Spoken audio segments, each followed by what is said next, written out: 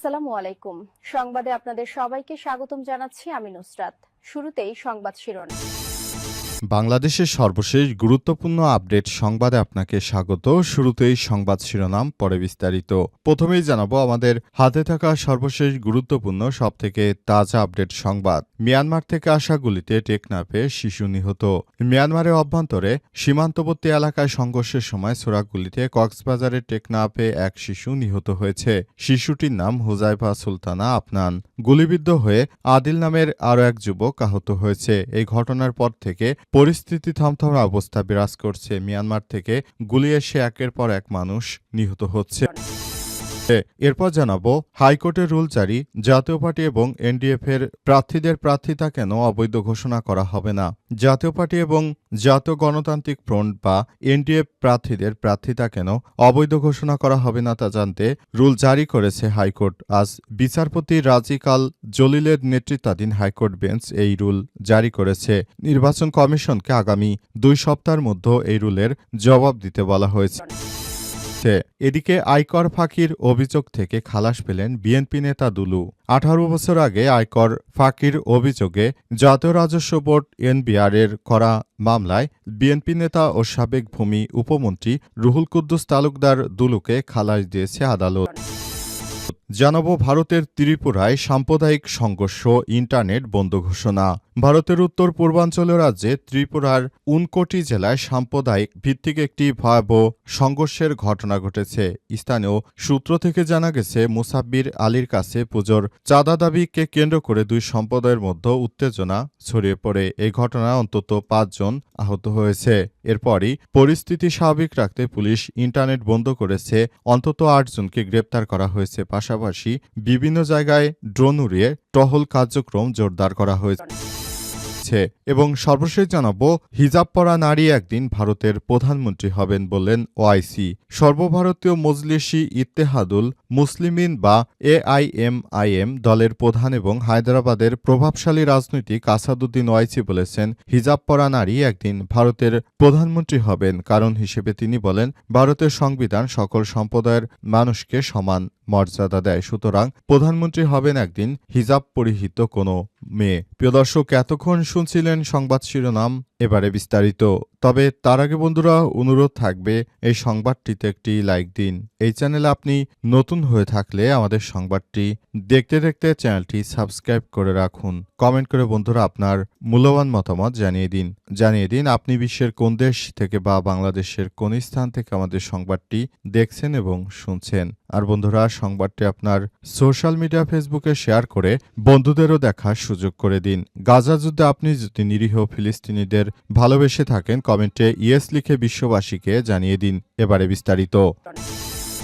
Myanmar থেকে আসা গুলিতে টেকনাফে শিশু নিহত।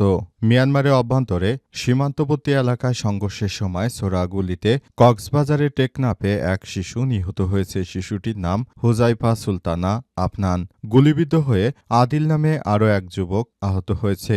রোববার সকালে 64 বিজিবির অধিনায়ক লেফটেন্যান্ট কর্নেল মোহাম্মদ জহিরুল ইসলাম গণমাধ্যমকে এই তথ্য নিশ্চিত করেছেন। শিশু নিহতের পর বিক্ষুব্ধ জনতা সড়ক অবরোধ করেছে। জানা গেছে, ভোরের দিকে মিয়ানমারের অভ্যন্তরে ব্যাপক গোলাগুলির ঘটনা ঘটে। ওই সময় সীমান্তের ওই পার থেকে আসা গুলিতে ওই শিশু নিহত হয়েছে। শিশুটির নাম পরিচয় তাৎক্ষণিকভাবে এখনও জানা যায়নি।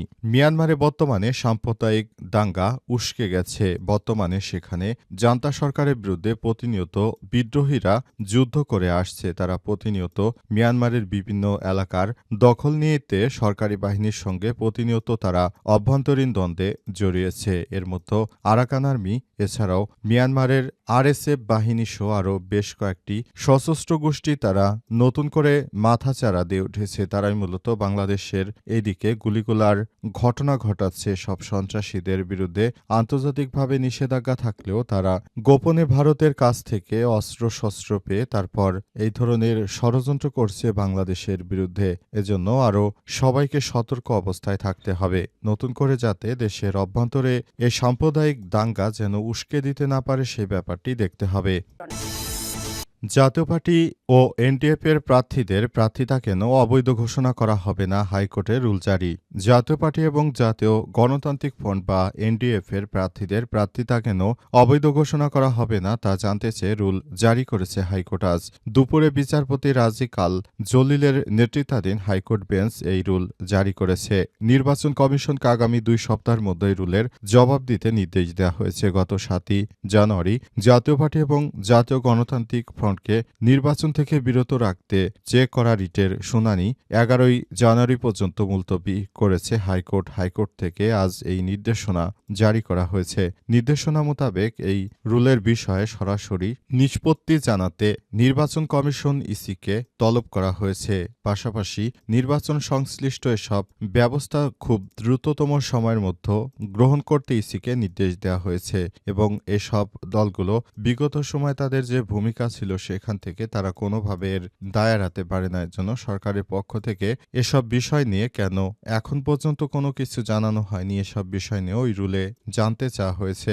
বিশেষ করে জাতীয় পার্টি দীর্ঘ 17 বছর ধরে আওয়ামী স্বৈরাচারদের সবসময় সঙ্গ দিয়ে এসেছে। তাদের সবসময় দেশে ক্ষমতা আনার জন্য জাতীয় পার্টির যে ভূমিকা ছিল, তারপরও কিভাবে তারা আগামীতে নির্বাচন করবে সেসব বিষয় ইসির কাছে জানতে চাওয়া হতে পারে, এমনটা ওই রুলে কিছুটা উল্লেখযোগ্য বিষয় রয়েছে। এসব রুলের বিষয়গুলো খুব দ্রুতই ইসিকে নিষ্পত্তি করার জন্য আদালতে গিয়ে তারপর বিস্তারিত ব্যাখ্যা দেওয়ার জন্য যে নির্দেশনা দেওয়া হয়েছে সেজন্য ইসি ইতিমধ্যেই প্রস্তুতি গ্রহণ করতে শুরু করেছে।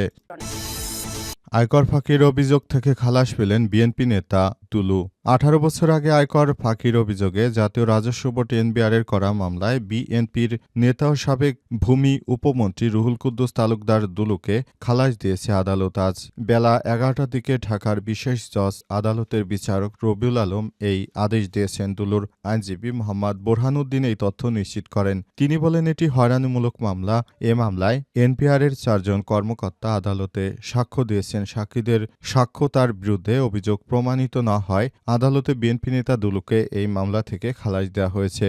জাতীয় রাজস্ব বোর্ড এনবিআরের সহকারী কর কমিশনার হাফিজ আল আসাদ বাদী হয়ে 2008 সালে 3 আগস্ট দুলুর বিরুদ্ধে কর ফাঁকি দেওয়ার অভিযোগে মামলাটি দায়ের করেন। মামলার অভিযোগে বলা হয়েছে 1983 সাল থেকে শুরু করে মোট 2,34,37,501 টাকার আয়ের বিপরীতে 10 লক্ষ টাকার আয়কর ফাঁকি দিয়েছেন তিনি। এছাড়াও তার প্রকৃত আয় ও ব্যয়ের সম্পর্ক আয়কর বিভাগকে ভুল তথ্য দিয়েছেন তিনি বিভিন্নভাবে আয়কর ফাঁকি দেওয়ার আরও চেষ্টা করেছেন। বিগত সময়ে যখন বিএনপি সরকার ক্ষমতায় ছিল, ক্ষমতার অপব্যবহার করে তিনি বিভিন্ন সুযোগ সুবিধাও নিয়েছেন বলে এনবিআরের পক্ষ থেকে বলা হয়েছিল এবং এজন্য তার বিরুদ্ধে এই আইনগত ব্যবস্থা গ্রহণ করা হয়েছিল। তবে বর্তমানে শেখ হাসিনা সরকার ক্ষমতায় না থাকায় বাংলাদেশের আইন থেকে তিনি খালাস পেলেন। যেমনটা বাংলাদেশে বেশ কয়েকটি গুরুত্বপূর্ণ মামলায় বিএনপির বেশ কয়েকজন সিনিয়র নেতা খালাস পেয়েছেন, তেমনিভাবে তিনিও খালাস পেয়ে গেলেন। ভারতের ত্রিপুরায় সাম্প্রদায়িক সংঘর্ষ, ইন্টারনেট বন্ধ। ভারতের উত্তর পূর্বাঞ্চলীয় রাজ্য ত্রিপুরার উনকোটি জেলায় সম্প্রদায় ভিত্তিক একটি ভয়াবহ সংঘর্ষের ঘটনা ঘটেছে। স্থানীয় সূত্র থেকে জানা গেছে, মুসাব্বির আলীর কাছে পূজার চাঁদা দাবি করে 2 সম্প্রদায়ের মধ্যে উত্তেজনা ছড়িয়ে পড়ে। সংঘর্ষে অন্তত 5 থেকে 6 জন আহত হয়েছে। পাশাপাশি কয়েকটি ঘর এবং দোকান পুড়ে ছারখার হয়ে গেছে। পরিস্থিতি নিয়ন্ত্রণে আনতে প্রশাসন ইন্টারনেট বন্ধ সহ কঠোর ব্যবস্থা নিয়েছে। প্রাথমিকভাবে ফটিকরায় থানার কুমারঘাট এলাকায় একটি স্থানীয় মেলার চাঁদা সংগ্রহকে কেন্দ্র করে সংঘর্ষে আগুন লেগেছে। পুলিশের ভাষ্য অনুযায়ী চাঁদা দিতে অস্বীকৃতি জানানো হলে এক সম্প্রদায়ের লোকজন কাঠের দোকানদার সহ বিভিন্ন স্থাপনায় আগুন ধরিয়ে দেয় এবং একটি উপাসনালয় ভাঙচুর করে। সতর্কতামূলক ব্যবস্থা হিসেবে কুমারঘাট মহকুমা এবং আশপাশের এলাকায় নিরাপত্তা বাহিনী মোতায়েন করা হয়েছে। পুলিশ মোবাইল ইন্টারনেট সেবা 48 ঘণ্টার জন্য বন্ধ রাখতে নির্দেশ দিয়েছে। কেন্দ্রীয় রিজার্ভ পুলিশ বাহিনী সিআরপিএফ এবং ত্রিপুরা স্টেট রাইফেল বা টিএসআর এলাকায় টহল চালাচ্ছে। পুলিশ পরিস্থিতি নিয়ন্ত্রণে রাখতে হালকা লাঠিচার্জ ও ড্রোনের মাধ্যমে নজরদারি অব্যাহত রেখেছে। এই ঘটনার সঙ্গে জড়িত থাকার অভিযোগে অন্তত 8 জনকে আটক করা হয়েছে। পুলিশ জানিয়েছে, উত্তেজনা ও সহিংসতা পুনরায় না ঘটাতে বিশেষভাবে নজরদারিতে রাখা হয়েছে। যারা বিশেষভাবে এই ধরনের উস্কানিমূলক কর্মকাণ্ডের সঙ্গে যুক্ত থাকবে তাদের বিরুদ্ধে যথাযথ আইনগত ব্যবস্থা গ্রহণ করতে পুলিশ বদ্ধপরিকর।